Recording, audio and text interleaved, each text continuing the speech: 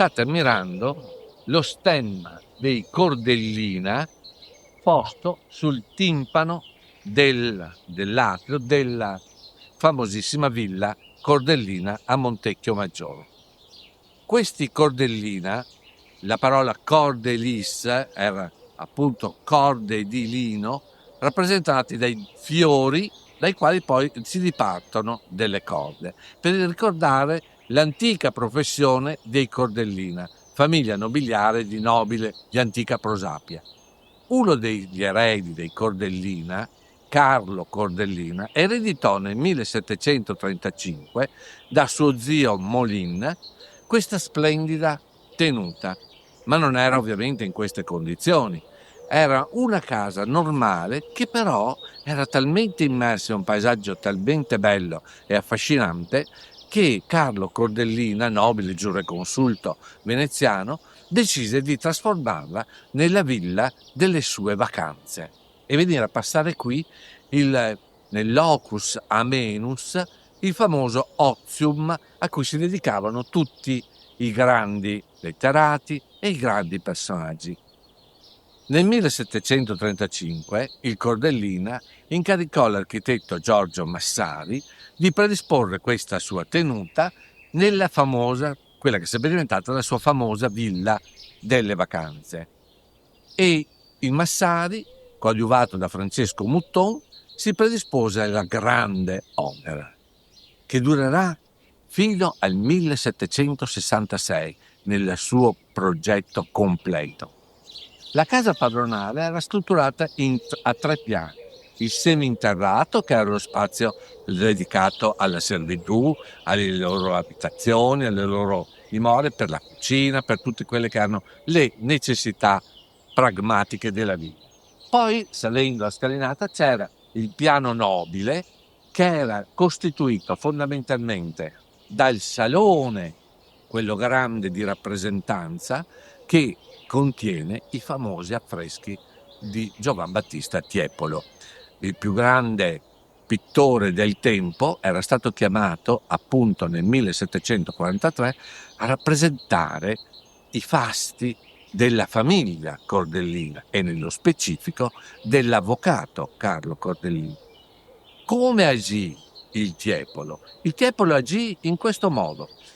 Pensò di rappresentare attraverso la dimensione dell'allegoria, l'allegoria medievale, quelle che erano le virtù del padrone di casa e che gli ospiti che erano ospitati e tenuti qui in questo edificio a fianco, la foresteria, avrebbero poi imparato a conoscere. Il salone è costituito quindi da una volta sulla quale è rappresentata in forma allegorica il trionfo dell'intelligenza e della nobiltà sull'ignoranza. E poi la volta idealmente anch'essa scende attraverso le 2 pareti laterali, quella ad est e quella ad ovest, che rappresentano degli esempi di tipo medievale, secondo lo schema medievale, rappresentano degli esempi di clemenza, di continenza. Da un lato, quella parete est, la continenza di Alessandro Magno e dall'altro la continenza di Publio Cornelio Scipione, che diventerà l'africano.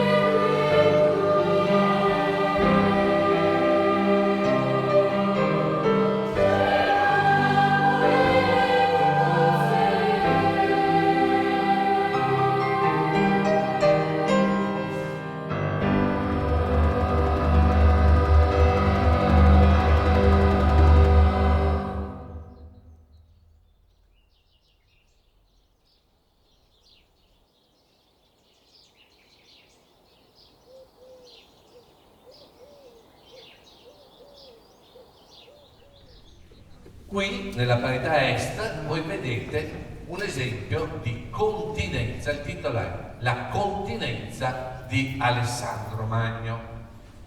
Ma in questo momento, nel 333, c'è stata la battaglia di Isso. La battaglia di Isso ha visto come rivali Alessandro Magno e tutta la Grecia che lui aveva unificato nella lotta contro il Barbaros, che era Dario III. E questa stessa tecnica, se la volete, la vedete qui nella continenza di Scipione. E di nuovo l'arco, vedete, che unisce come ponte tra vincitori e vinti. La grandezza che l'arte sa creare. E infatti agli angoli vedete le rappresentazioni metaforiche, simboliche dell'arte della pittura, dell'arte della musica, dovreste vederla, eccola lì, va bene, l'arte della letteratura, e viene messa l'arte della guerra e l'arte della giurisprudenza, perché ovviamente il Cordellina era un giurisperitus.